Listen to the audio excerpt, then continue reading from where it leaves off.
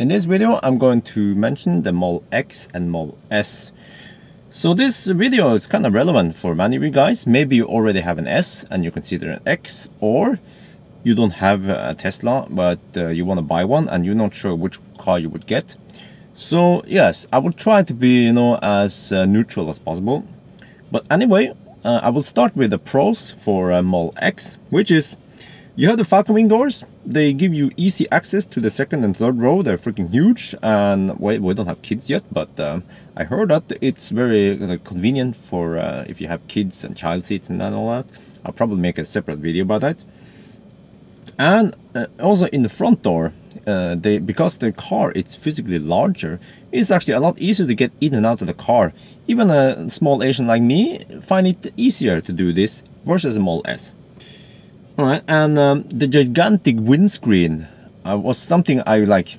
When I saw it, I was like, and I tried it in America, it wasn't that great. But using it in Norway, the sun here isn't that bright, and many parts of the world, it's not like that. You don't live in Sahara. So many places, that gigantic windscreen will be awesome, and the sun isn't that big of a problem, and you get to see so much. Like, if you don't have tried it, you haven't tried it before, and you don't see the point of it. Like, before I got the BMW, the car before, I was like, what's the point of head-up display? But once I had a head-up display, it was like freaking awesome. Yeah, too bad Tesla doesn't have it yet. But the same goes for the ginormous windscreen. It's like, you can say that you don't look up. Well, actually, you don't look up, but your eyes can actually see it, and you get like a much roomier feeling. And once I had the car in for some fix for issues, was actually the front drive unit. I will talk about that later. Yeah, I'm not gonna forget about it. But then I had a Model S loaner, and it was like, what? I felt so cramped. So yes, I find that very useful. I like it. I love the front windscreen in the Model X. Alright, and you also have the automatic opening and closing on front doors. That is also very useful. Unfortunately, the automatic one, it's not that great, so I disable it, but you can open and close it with your remote by double tapping it to open it and tapping it to close it. But I do want to have like the opportunity to open the passenger door, to open it for Wi-Fi. So maybe if they can code in like 4 clicks or something to open the passenger door, that would be cool. Yeah, but overall, I like that feature. It was also like a gimmick. I look at it as a gimmick in the beginning, but it's very useful, so I love it. Next nice feature is it has actually slightly larger front than the Model S. The Model S, at least for the facelift one, they have smaller front, regardless if you go for the rear-wheel drive or the front-wheel drive. So you have to look at the classic ones, the rear-wheel drive, the old ones. They have bigger front than the Model X. But as of today, when you buy new cars, then the Model X will have slightly bigger front, and size actually matters, because if you're a slightly bigger one, you can actually fit like a stroller or something. But with the Model S front, I don't know what the heck you can fit in there, maybe some bags. And of course, the Model X has a tow bar, unlike S, so you can haul stuff. You can haul like trailers or whatever, a boat, caravan, and the maximum weight is 2,250 kilos, or about 5,000 pounds. That's a lot. Next one is Model X has wiper nozzles in the wiper, like wiper arm, not the wiper blade itself, but that will improve a lot. I haven't tried it yet in Norway in winter how it goes, but I remember from the Model S it sucks. Yeah, and the Model X is supposed to be a lot better, but however, I find out that for some reason, even in summer, I have trouble getting the windscreen completely clean. Some of you guys who watch my live streams see that, and I've been like messing around with it, but it seems like it's actually the wiper fluid that is not good. So yeah, I had to try. I mean, that was the wiper fluid from the service center, so I guess if I use my own wiper fluid, it should be better. So I'm not gonna judge anything yet, but from what I've seen, the wiper fluid coming from the wiper arm should be better. So we have to see, yeah, about that. And also, speaking of wiper fluid, the wiper fluid cap for refueling is at a much better place The Model S is too far in, and if you try to fill it without any like I don't know, a funnel or something, then it's gonna be a big mess. So that's a big improvement. And the Model X, unfortunately, the Model S facelift does not have it yet. So lots of stuff is still missing on the Model S, even the facelift. So I'll come back to that. Well, you will see when I start listing up all these goodies. And Model X also has adjustable headrest, unlike the Model S. But recently, with the introduction of the 100 kilowatt hour battery pack, at least if you go for the P, oh wait, I might be wrong here. But anyway, if you go for the top tier, I believe the performance P90D or 100, you can get the Model X seats now, ultra wide seats, ventilated, but we don't know if the headrests are also adjustable. So it could be like that. It's unconfirmed, but why not? Well, next one is adjustable seat belts. That is something we don't have in the Model S. Unfortunately, we have it in the Model X though, so that's very nice for some people. I find it useful. Wife has been complaining a lot with the Millennium Falcon, with the Model S, so we have it in the Model X. And makeup mirror has lights now. On each side of the mirror, there's a LED light. And both sides, both the passenger and driver side, very useful for not only for for looking at yourself, but you can actually use a trick where you can light up your cabin at night or whatever to get some extra light, because unfortunately the dome lights on the Model X is not that great, so that's actually a disadvantage, yeah, over the Model S.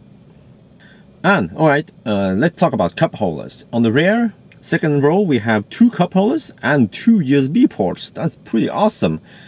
And for the third row you also have 2 more cup holders and 1 more USB port.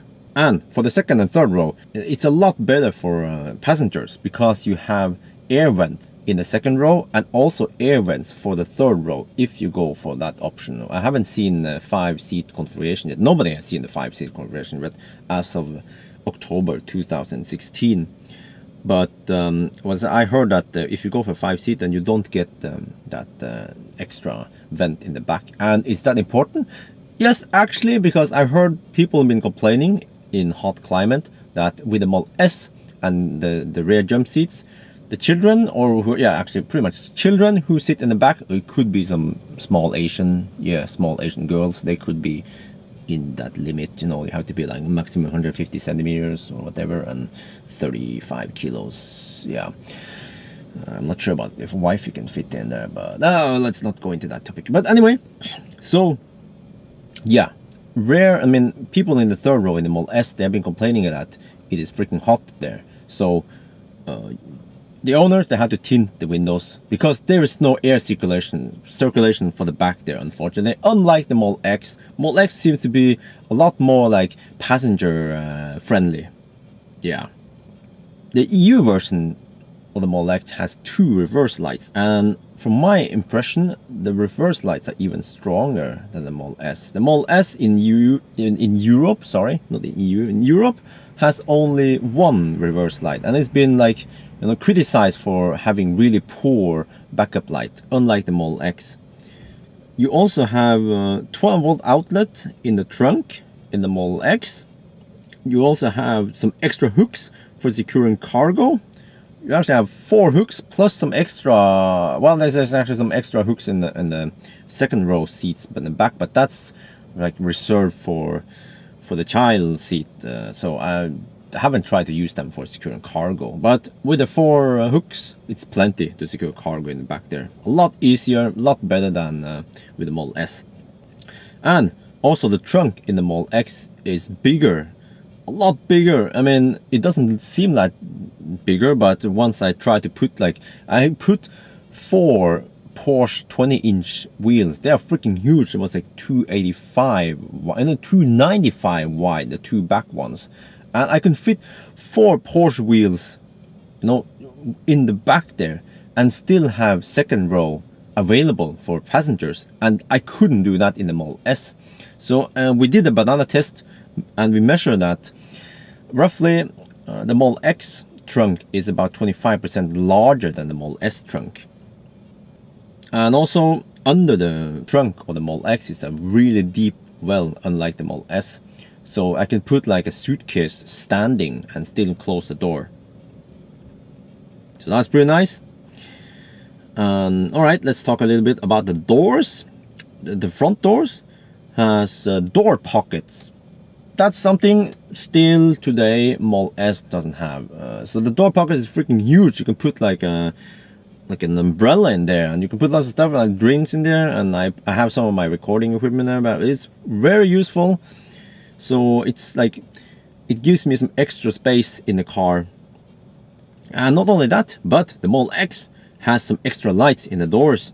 So you have extra light in the door, like door handle and the door, like the small pocket with the door by the door handle. That's also some extra light. And also you have light in the door pockets. So in the Model S, you only have that one strip, like under the armrest. That's it. So it makes the car look a lot more exclusive, I would say. And the Model X, because it's an SUV, naturally, it has more like better, higher air suspension settings. So you have 5 levels versus 4 in the Model S. And then actually the low is something called very low, where the Model S is just low. And I haven't measured all that, but I guess it has like a bigger range of maximum and minimum. Actually, maybe not minimum, but at least maximum height is higher. I haven't measured how much, but also another nice feature, in case you go off-roading, is that the Model X can drive at a higher speed on the higher suspension, because this is something with the Model X and S, is that each of the high and the very high, has a maximum speed, and if you go past that speed, the car will automatically race to a lower one. It's probably to protect something, I don't know, but in the Model X you can drive faster. So what is most useful is that you can pretty much drive on the very high if you go on, I don't know, off-roading or bumpy roads or whatever, not unpaved road. Maybe you want to have extra ground clearance, and then I get the impression in the Model S that you have to be so careful. If you drive too fast, and you should go down to the lower one. But again, they have updated the Model S. The Model S was much worse before. Before, you could only drive like on the very, very high. You could only drive for maybe 30 kilometers per hour or something, around 20 miles per hour. But they could increase it to, I think, almost 50% faster now. I don't know the numbers yet, but it's slightly better. But still, Model X has an edge over the S on that term, on that regard. And the Model X has this adaptive spoiler. I mean, I find it cool. Call me weird, but I kind of like adaptive spoiler. Yes. So the Model S has just a fixed carbon fiber spoiler, whereas the Model X, actually, the engineers who engineered that, they should get some credit, because I've heard that they spent a lot of time with that spoiler, because you can see through the spoiler through the window. It doesn't block your rear view, and it's also adaptive, so it adjusts itself according to the speed to give you either more downforce, or when you're just cruising, it will actually adjust the angle so you get slightly better drag, because actually the drag behind the car is very important. So supposedly you can get slightly better range with that, but it's only available for performance models. So you have to get like P90D, P100D, or if you have early car, because the early 90Ds also received the adaptive the adaptive spoiler. Yeah, with the new ones, if you go for the 90 or 70 or 60, whatever, you get a fixed spoiler. I have a separate video about that. So I guess the fixed spoiler has to do some compromise, and I believe they will probably like set the angle to have the best efficiency, probably, not the performance. Yeah. All right, that was mostly the advantages of the Model X, but of course the Model X also has some disadvantages. And the first one is that obviously it is bigger. So you probably heard that the Model X and Model S has the same CD value, the coefficient. Well, but there's also CDA, which is the coefficient times area. And because the frontal area on the mole X is larger, the CDA value is higher and it consumes more energy, which I experience is freaking thirsty. So as for me, my car consumes like 50% more energy than like the most efficient Mol S, which is like 60 or 70 or 75D. Yeah, so that's a bit downside, but I guess I'm waiting for my 20-inch wheels, which will be better. I'm hoping it's going to be like at least 5 to 10% better. Yeah, that would be awesome. So yes, and of course, because it's a SUV, heavier and taller, the ride in the Mol X is not as sporty as the Mol S.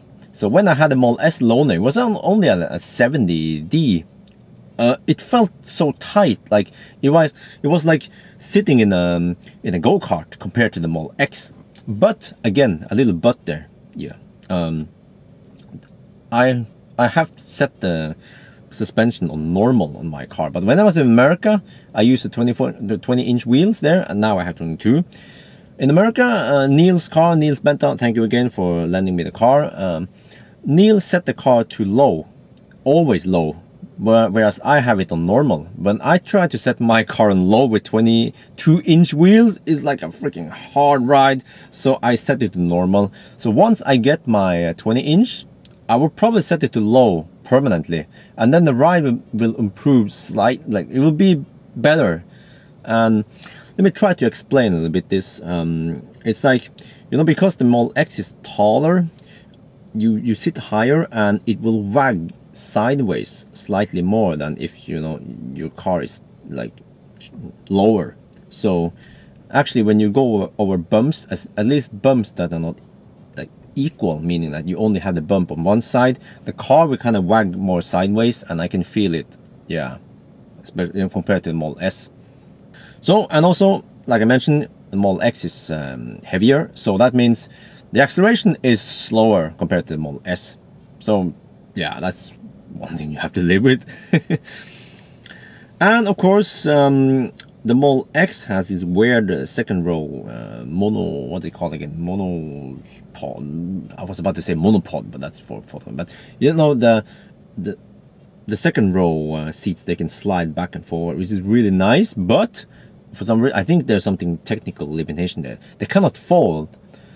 So yeah, so that's of course a disadvantage, because I've tested it in another video. We tried to load the car to the maximum, and because I couldn't fold seats, I can't fit too much stuff in there, and that means that you can't fit long items in there. The maximum length is about 150 centimeters or 5 feet, whereas the Mol S can eat like freaking 7 feet. Yeah, but there's also a little but there again. There are rumors that the 5-seat configuration in the Mol X will have foldable seats, because if for the 6 and 7-seat configuration, that pod needs to slide back and forth so you can enter and access the third row. But with the 5-seat configuration, there is no third row, so that means they don't have to move anymore. And that also means they could technically just put in Mol S back seats in the Mol X. So that's just rumors, don't take my word for it. But if you're debating whether you get the 7-seat, 6-seat or 5-seat, I don't know, maybe 5-seat is a good configuration, because I actually recommended 6-seat for some people who chose the 5-seat. But yeah, I mean, if I could be wrong, because they thought that they can get more space. But if the 5-seat configuration will fold, then that one will give you better cargo space. But when that is being said, the middle seat on the second row, the seat is narrower than the other seats, and the headroom is kind of sucks. Yeah, even for me, who's 170-ish centimeters. I don't know how many feet or whatever. I think it's 5'8" or something. I don't know, but yeah, my head rubs against the roof, because that beam needs to be so thick because of the Falcon Wing doors. But yes, all right. Next point is that Mol X is slightly larger, wider and longer than the Mol S. So if you already have some troubles getting in like a tight garage or whatever, then with the Model S, the Model X will be even harder because it's slightly bigger. So you have to know that. And of course, if you have a tight garage, then you will have problems with opening the Falcon Wing doors in the Model X. So that's also a disadvantage versus the Model S, which has conventional doors. And because of the Falcon Wing doors, you cannot have a roof rack in the Model X. I mean, I heard people say that there's some solution. You can have a roof rack. You can only open one door or whatever. But I haven't seen it yet. So in my impression is that just forget about the roof rack in the Model X. You can't have it. It's just you you trade the freaking awesome and attention sucking doors for the roof rack. If you want to carry more, you have to pull like a light trailer or something. Yeah, so that's unfortunate because the roof rack is very useful actually. But okay, there are workarounds where if you go for the 16 configuration like I do, then you could have the skis between the seats, but just make sure you have it in a ski bag or something. Yeah, but the 16 configuration, that's what I have experienced with. It's freaking awesome. I have like stuff. I don't know how many times I put stuff between there. Nimmer task. I put subwoofers between the seats. I put IKEA boxes between the seats. I put banana boxes. I put stuff between there. And also, from time to time, yes, I also put some long items in there. I had like a building material that was like 2 meters long. And also, recently I bought a rod for picking my for picking fruits. We have apples in the garden here, so I needed to buy this long item. Yeah, so that goes between the seats. But yeah, all right. And of course, but okay. Another downside with the Model X is that in the Model S, in the trunk on the left side, you have a nice deep pocket. It's actually pretty large. And also, if you don't have the sound package, you also have the same pocket on the right side. And I use those pockets, at least, I mean, I have the sound package, but on the left side, I had a deep pocket. So I put both Type 2 cable and the UMC there. And now, with the Model X, I don't have that space anymore. So, and you could put it in the deep room under the trunk. Well, yes, that is fine, I guess. Until you put something large and you strap it on the trunk, right? Like a furniture or something. And then you need the cables. It's like, shit. So now I have to put it in the front. And that's fine now, which is summer. But you know what's going to happen in the winter? I get freaking salt schmutz on the hood all the time. And I know this because I've driven the Millennium Falcon a lot. In the winter, it's going to be freaking dirty. And I have to, open the front just to get the cable. So what I would probably do is, because I have so much space in the back here, I will actually put the cables on the floor in the back here. But it's really clumsy solution. Yeah, I don't know what the heck is in there in the Model X, but yeah. All right, and I guess the last like disadvantage with the Model X is that, I'm not gonna lie to you, it's a huge car. It's not as sexy as the Model S. The Model S is okay. The Model S is sexy from every angle except for the front.